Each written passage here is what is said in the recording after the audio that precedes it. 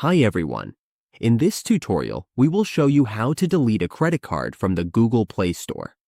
This is useful if you want to remove an old payment method or keep your account secure. On your mobile device, tap the Play Store icon to open it. Once you are in the Play Store, tap your profile picture in the upper right corner. Then, tap Payment and Subscriptions. Under Payment and Subscriptions, tap Payment Methods. Here, you will see your saved cards, such as your MasterCard. To remove a card, simply tap on it and select the option to delete your MasterCard.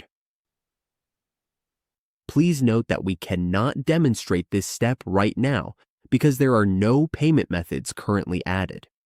If you have a card saved, it will appear here. Just tap on it and follow the steps to delete it. That's all there is to it. This process lets you safely remove any saved credit or debit card from your Google Play payment settings. Now you know how to delete a credit card from the Google Play Store.